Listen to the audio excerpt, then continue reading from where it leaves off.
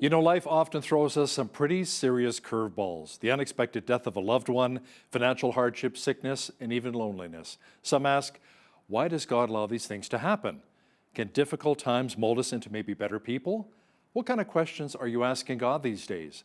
These are some of the serious questions today's guest poses. In his latest book, we are joined by best-selling author Mitch Albom, joining us from Detroit, Michigan.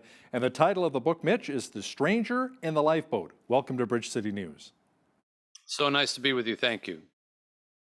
So, Mitch, tell us a little bit about what your book is all about here. So The Stranger in the Lifeboat begins with a big luxury yacht owned by one of the richest people in the world. He invites some of his really important, famous friends on it. They're out there for a week. Just before they come back, in the middle of the night, it mysteriously explodes out in the ocean, and everybody is killed except 10 people, 5 of whom are the rich guests and 5 of whom are the staff members. They find their way to a life raft. They're in the life raft for 3 days. Nobody's coming for them. They're running out of food. There's sharks in the water. They're crying out for help. And suddenly they see this body floating in the water. And they pull it into the raft, and it's this young man who's alive. He's very nondescript, average-looking guy. They pepper him with questions. He doesn't answer. And finally, one of the passengers says, "Well, thank the Lord we found you." And he says, "I am the Lord." And Wow, that's where we begin. that's pretty powerful. Now, Mitch, I think we all have a lot of questions we'd like to ask God, especially during this pandemic right now. You know, why do bad things sometimes happen to good people? Now, you and your wife have also experienced some tragedy. In fact, you wrote a book about it called Finding Chica. Can you explain? Yeah. So my wife and I operate an orphanage in Haiti. We have since the earthquake of 2010. So next month we'll have been there 12 years. I'm there every month. We have 53 children there, and they're beautiful kids. Many of them have been abandoned or left to die out in the woods or things like that. Sometimes we get them and they don't even have names or birth certificates, but we love them and we educate them and nurture them and keep them healthy, and they thrive. One such child came to us. She lived through the earthquake when she was 3 days old, and then was brought to us when she was 2, when her mother died, giving birth to a baby brother. Her name was Chica. She was with us for 2 or 3 years. It's the funniest, loudest, brashest, bossiest little kid that we had. And then when she was 5 years old, she developed a brain tumor. And we brought her to America thinking that, they'll fix her up and they'll send her back. And she never went home. We ended up adopting her, and we traveled the world for 2 years trying to find a cure for her.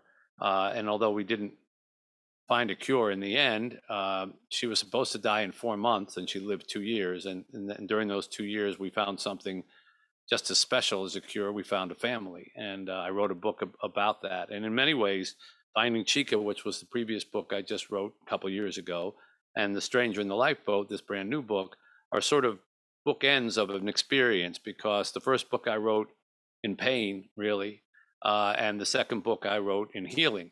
And a lot of the questions that these passengers in this boat posed to God, as you suggested, are the questions that I posed after we lost a child. Wow, that's a powerful story, Mitch.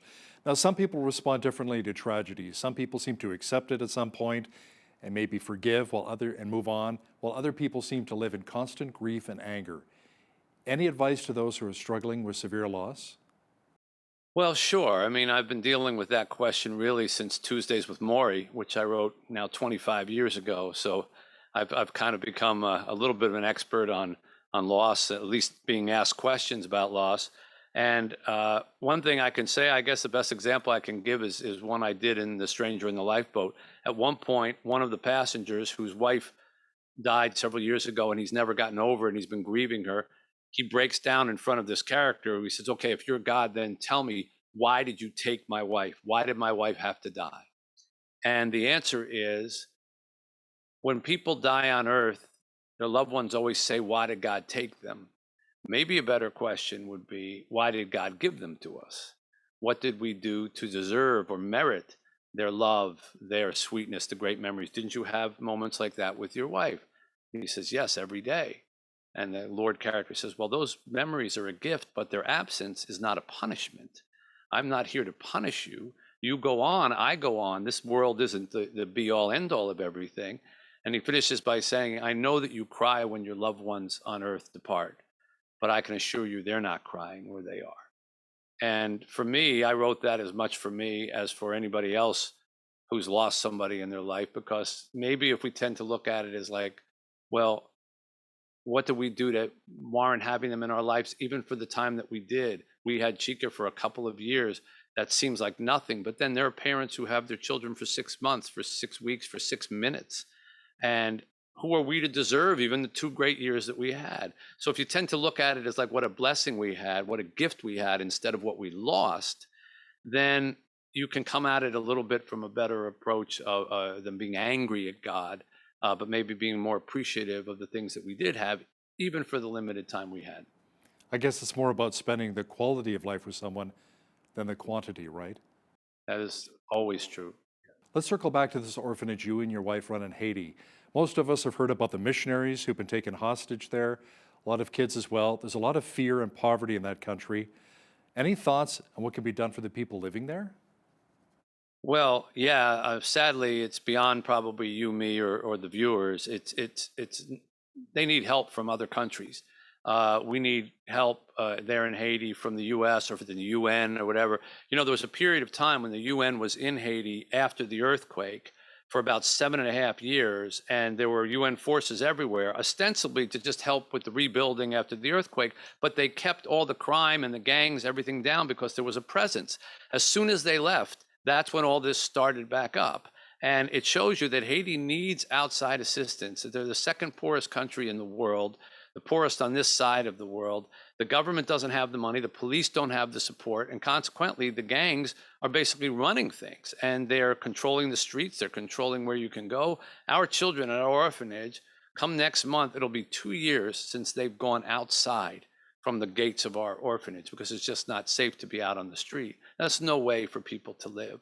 And the kidnappings that we heard about, while shocking, and I know a Canadian was one of the people who was kidnapped, and there were Americans, but the truth is there have been over 800, even 900 people kidnapped in Haiti this year alone, and only 40 or 50 of them are foreigners.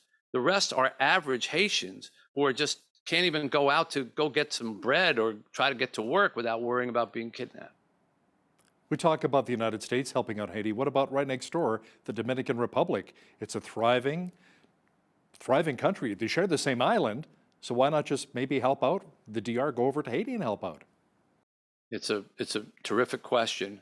Unfortunately, there's nothing but animosity between the Dominican Republic and Haiti. They throw out the Haitians who live in their country. They don't want them over there. They come up with every kind of reason to deport them and get them out. So, you ask a great question. Unfortunately, the answer is not very satisfying. That is very sad. Now, Mitch, depending on various backgrounds and upbringings, we all have differing views of what God may be like. Some people look at God as being very angry, vengeful, while others seeing him as being quite distant. What are your thoughts? I don't like to think of God as angry. I like to think that God gave us the tools that we need on this planet to make a paradise. There's a moment in The Stranger in the Lifeboat where I don't want to give too much away, but a passenger sort of takes his own life, not in a bad way, but he doesn't want to eat up the resources that the other passengers, there's very little food and water, and he knows he's going to go to heaven. So in the middle of the night, he takes his life. And the next morning, all the passengers wake up and he's gone, and they get angry with the God character. And they start saying, how could you let that happen? And one of them says, if you were really God, you would have stopped it. And the response is, God starts things, man stops them.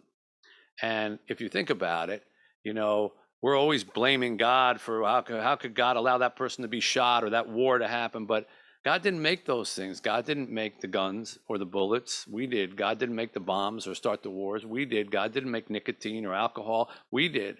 And so many of the things that happen in life that stop life from going forward are our fault.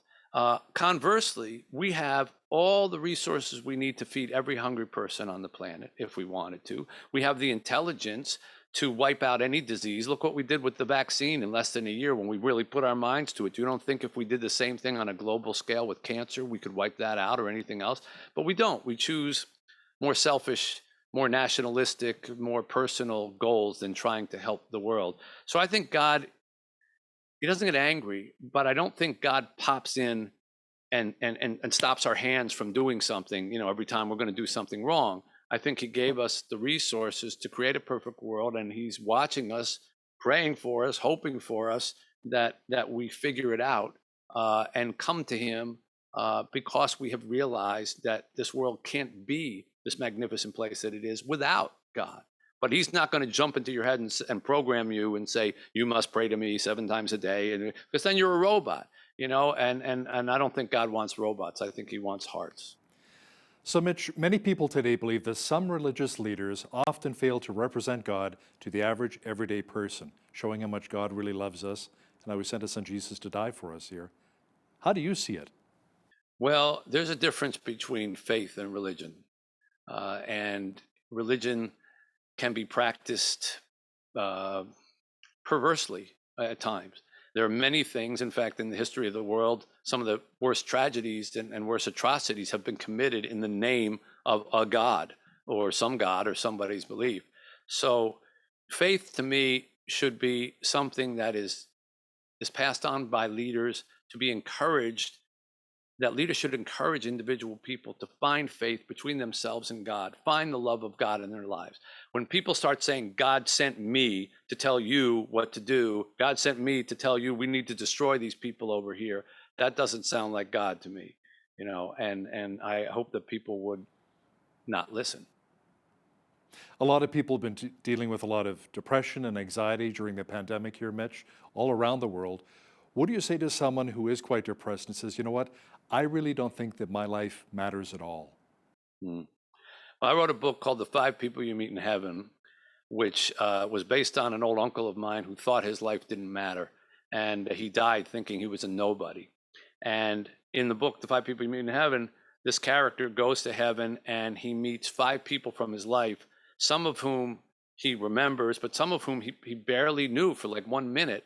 And yet they changed his life forever and he changed their life forever. And by the time he's done, he realizes that one life touches countless other lives. Think of how many times you've been on a highway and you've been driving and you just drift a little bit and you start to drift into the other lane and somebody honks the horn and you pull yourself back and whoo, boy, that was close. And the car goes past you. You don't even look at them. And yet they might have just saved your life. They literally might have just saved your life. And you don't even look at them because you're embarrassed. You're holding onto the wheels. I don't want to, it was my fault. I don't want to. Well, so in that instant, that person had an effect on your life. So if that can happen on a highway like that, think of all the interactions that we have with one another that every day that have to have some effect. And if you're depressed and if you're down, I always say, go out and find somebody who's got it worse than you.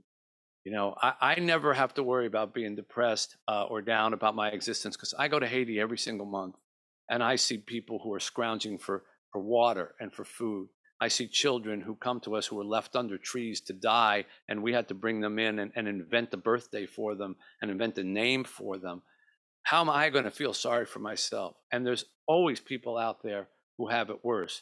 We just need to go find them, and I think you'll find you'll feel a lot better about your position in life once you do. Mitch, you touched on the children just a little bit here. Let's talk a bit about the charity you run, which is the first ever 24-hour medical clinic for homeless kids in the United States. Tell us a bit about that. So here in Detroit, where I live, this was before Obamacare, we found out that homeless children were not getting medical care because when their parents would take them to the hospitals or the emergency rooms, which is where poor people got their medical care, the hospitals were mandated to ask them their address. And if they didn't have an address or their address was a shelter or something like that, then they were mandated to call social services and the social services would take the kids away. So you would bring your child in to a hospital trying to get them better and you'd end up losing your child. So homeless people are homeless. They're not dumb. And so they figured this out and they stopped bringing their kids. And consequently, a homeless child who might get a flu that with medication or treatment could be taken care of and they'd be back in school in a week would miss a month worth of school because they didn't get better. So we opened up the nation's first clinic for homeless children here in Detroit with no questions asked and no insurance required and all the rest and serviced them. And then once Obamacare and My Child and things like that came in, it alleviated some of the problem, but we continue to operate the clinic for children and their mothers now and their families. And it was hugely successful, made a big difference in a lot of kids' lives here in Detroit. That is beautiful to hear. Mitch Albom is the best-selling author of The Stranger in the Lifeboat, available at mitchalbom.com. Mitch, thanks for joining us today from Detroit, Michigan. Motown. It's been a pleasure. Thank you.